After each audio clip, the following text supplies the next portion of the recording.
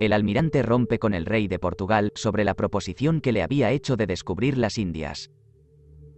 Teniendo el almirante por muy fundado su discurso, trató de ejecutarle y de correr el océano buscando las tierras referidas, pero reconociendo que empresa tan grande no convenía sino a príncipe que pudiese hacerla y sustentarla, quiso proponérsela al rey don Juan de Portugal, en cuyo reino estaba. Oyóle el rey con gran atención, pero sin admitirle, escarmentado de los trabajos y grandes gastos que le causaba el descubrimiento de la costa occidental de África, llamada Guinea, sin que hubiese conseguido felicidad alguna.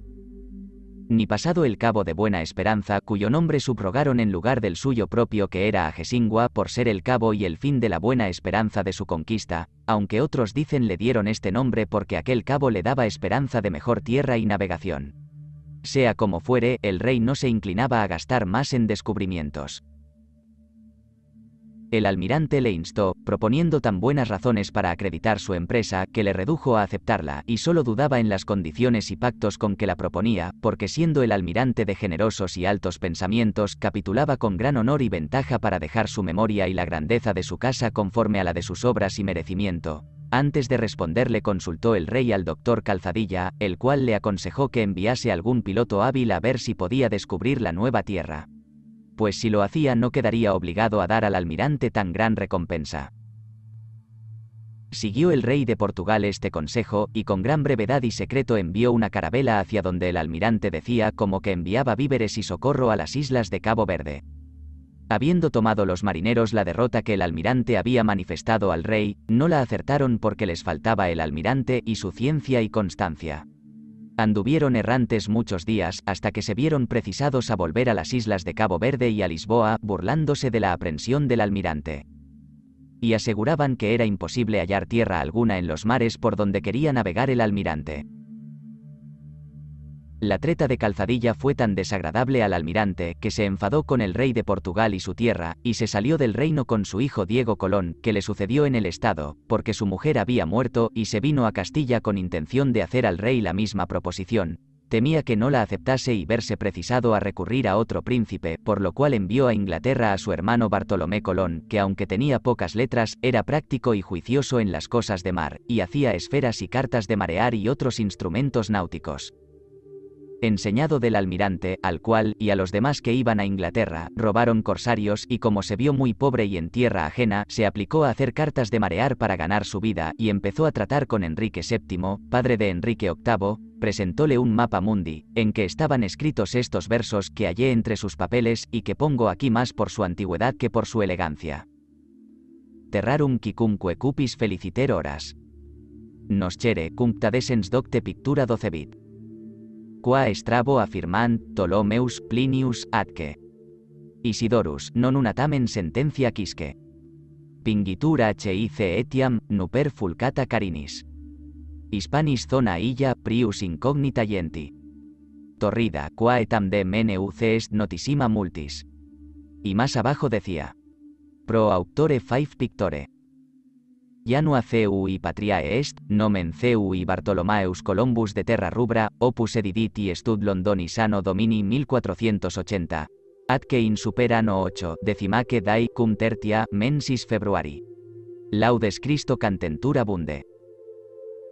Y porque alguno reparará que dice, Columbus de Terrarubra, digo que he visto algunas firmas del almirante, antes que adquiriese el estado, en esta forma, Columbus de Terrarubra, y volviendo a la historia, digo que habiendo visto el rey el mapa mundi, y lo que le ofrecía el almirante, aceptó gustoso su oferta, y le envió a llamar para ejecutar la empresa, pero como Dios la tenía guardada para Castilla, no tuvo efecto, pues ya el almirante en aquel tiempo había conseguido lo que deseaba como se dirá por su orden.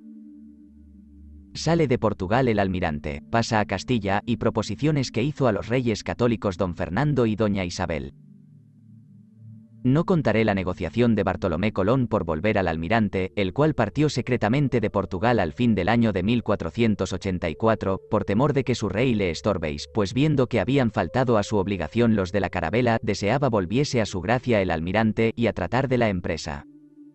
Vino a Castilla, y dejando a su hijo en Palos, en un convento llamado La Rábida, pasó a Córdoba, donde estaba la corte, y con su afabilidad y dulzura, trabó amistad con las personas que gustaban de su proposición, entre las cuales Luis de San Ángel, caballero aragonés, escribano de la razón, de la Casa Real, sujeto de gran prudencia y capacidad, entró muy bien en ella. Habló al rey sobre que el almirante mostraría por razón la posibilidad de su empresa. El rey lo cometió al prior del Prado, que después fue arzobispo de Granada, para que con los más hábiles cosmógrafos confiriese con Colón, hasta que quedasen plenamente instruidos de su designio, y le informase con su dictamen, y volverlos a juntar después para determinar sobre las proposiciones que hubiese hecho. Obedeció el prior del Prado, pero como los que había juntado eran ignorantes, no pudieron comprender nada de los discursos del almirante, que tampoco quería explicarse mucho, temiendo no le sucediese lo que en Portugal. Los cosmógrafos dijeron al rey que el intento de Colón era imposible, y que después de tantos millares de años no podía descubrir tierras desconocidas, aventajándose a un número casi infinito de gentes hábiles que tenían perfecta experiencia de la navegación. Otros decían que el mundo era muy grande para ir en 3 años al fin de Levante como quería, y en confirmación de esto traían la autoridad de Séneca en que por vía de cuestión trataba si el océano era infinito, dudando si era navegable. Y cuando lo fuese, dudaban si de la otra parte se hallarían tierras habitables y si se podría llegar a ellas. Añadían que en este globo inferior, la tierra ocupaba la mayor parte, y que solo era habitada una corona, o cinta pequeña, que quedaba en nuestro hemisferio encima del agua, y todo lo demás era mar, y que cuando se concediese que llegase al fin del oriente, podría también ir desde España a lo último del occidente, y disputaban otras cosas a este modo, como los portugueses cuando navegaron a Guinea, asegurando que, si alguno hiciese este viaje, no volvería jamás, porque lo impediría la redondez de la esfera. Antes se vería obligado a subir por la mar, como por una especie de montaña, lo que era imposible aunque llevase buen viento. Y aunque el almirante respondía a todo esto, cuanto más eficaces eran sus razones, tanto menos las comprendían y entendían, porque cuando alguno envejece con malos fundamentos en la matemática no puede alcanzar nunca la verdad, porque lo impiden las reglas falsas aprendidas, valiéndose del refrán castellano que suele decirse, en lo que no parece razonable, y de San Agustín en el capadre 9 del libro 21 de Civitate Dei, que reprueba y tiene por imposible que haya antípodas y que pueda pasarse de un hemisferio a otro. También autorizaban su dictamen con las fábulas de las 5 zonas y otras mentiras que tenían por verdades muy seguras, por lo cual tuvieron la empresa por vana e imposible, y que no era decente que tan grandes príncipes se moviesen a protegerla con tan débiles informes. Con que después de haber gastado mucho tiempo en esta materia, respondieron sus altezas al almirante, hallarse impedidos de entrar en nuevas empresas, por estar empeñados en otras muchas guerras y conquistas, especialmente en la de Granada, en que se hallaban, pero que con el tiempo habría mejor ocasión para examinar sus proposiciones y tratar de lo que ofreció. Y en efecto, los reyes no quisieron oír las grandes promesas del almirante. ¿Cómo no quedando de acuerdo el almirante con el rey de España, determinó ofrecer a otro su empresa? En tanto que se trataba esto, no estaban siempre en un lugar los reyes católicos por causa de la guerra de Granada, y por esto se dilató mucho tiempo la resolución y respuesta. Fue el almirante a Sevilla, y no hallando en sus altezas mejor conclusión que la pasada, dio cuenta de su empresa al duque de Medina, Sidonia, pero después de muchas pláticas no se concluyó nada como deseaba en España, y así determinó pasar a Francia, a cuyo rey había escrito sobre esto, con resolución, si no se le oyese, de pasar a Inglaterra a buscar a su hermano, de quien no había tenido noticia. Fuese al convento de la Rábida con intención de llevar a su hijo don Diego a Córdoba y proseguir su viaje, pero Dios ordenó que no tuviese efecto, inspirando a fray Juan Pérez, guardián del convento, a que tomase amistad con el almirante y a que le agradase tanto su empresa, que le causó sentimiento su resolución y lo que perdería España con ella. Rogóle que no ejecutase el viaje, porque quería ir a ver a la reina que esperaba le diese crédito por ser su confesor.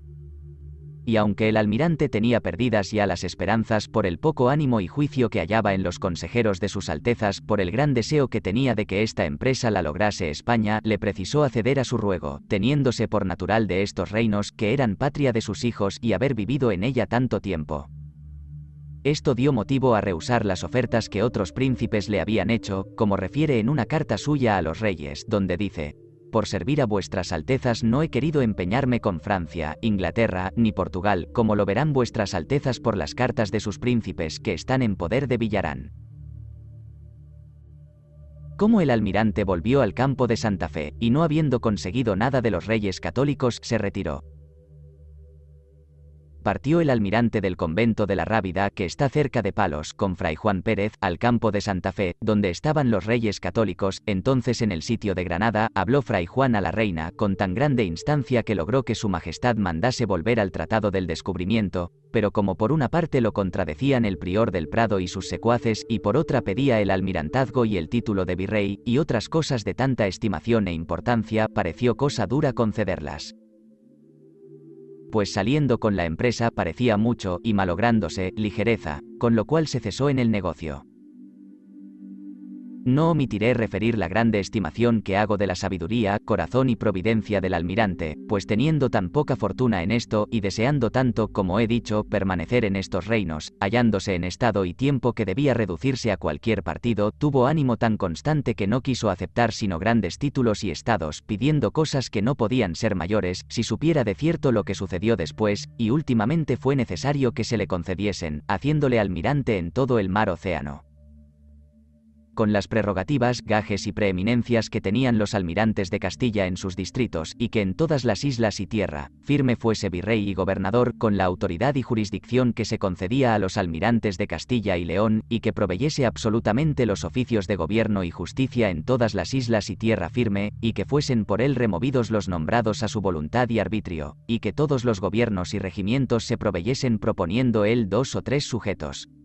Y que en cualquier parte de España donde se comerciase con las Indias pusiese jueces que determinasen los pleitos tocantes a aquellas materias.